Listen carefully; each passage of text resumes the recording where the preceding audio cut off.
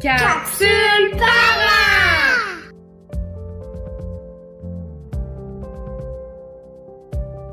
La saine alimentation, c'est aussi tout ce qui entoure le moment des repas et qui concerne de près ou de loin les aliments. Les paroles des adultes ont une grande influence sur la relation qu'a l'enfant avec les aliments maintenant et pour son futur. Voici donc des phrases à éviter, car elles mettent l'enfant sur des fausses pistes et peuvent nuire à sa relation avec la nourriture. Vous verrez aussi, du même coup, quels sont les messages à privilégier. Mange encore 2-3 bouchées. Mange au moins la moitié de ton assiette. Termine au moins tes légumes. Forcer ou insister pour que votre enfant mange fera le contraire de ce qui est souhaité. Celui-ci associera ses aliments à des expériences négatives et il les aimera encore moins. En revanche, questionnez-le sur sa faim et encouragez-le à écouter ses signaux. As-tu assez mangé?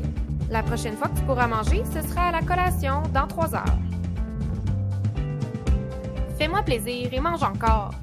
Je suis si fière que tu aies mangé tout ton assiette.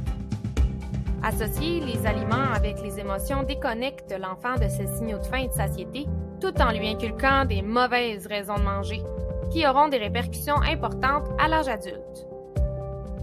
Offrez plutôt à votre enfant un encadrement dans le temps et encouragez-le à vous guider dans la quantité en se fiant à sa faim. Si tu as encore faim, c'est le temps de manger. On doit partir dans 10 minutes. Ou encore, as-tu une grosse faim ou une petite faim ce midi? Tu as bien agi ce matin. Tu mérites un suçon. Si tu ne m'écoutes pas, tu n'auras pas de gâteau. Restreindre ou interdire des aliments augmente leur attrait et peut même mener à la surconsommation. Lorsqu'un enfant est récompensé par un aliment, il associe un bon comportement ou une émotion positive à un aliment sucré. Et cette association le suivra tout au long de sa vie. Il faut donc récompenser ou punir un enfant autrement qu'avec les aliments. Essayez aussi de mettre davantage l'accent sur les aliments sains et quotidiens. Chanceux, nous mangeons des belles cerises croquantes comme collation. Le pain, ça fait grossir. J'ai assez mangé, je vais prendre du poids si je continue. Établir un lien entre les aliments et le poids en bas âge peut avoir des répercussions importantes. Ces phrases peuvent contribuer à créer une association malsaine entre les aliments et votre enfant, même si elles ne lui sont pas adressées. Parlez plutôt des aliments comme d'un carburant pour le corps qui apporte ce qu'il faut pour bien fonctionner. Il faut manger varié et à ta faim pour grandir en bonne santé. Et le fameux dessert. De nombreux parents se questionnent sur la place du dessert dans le repas. Tout d'abord, les desserts offerts doivent être généralement des aliments peu transformés, comme des fruits ou une galette maison.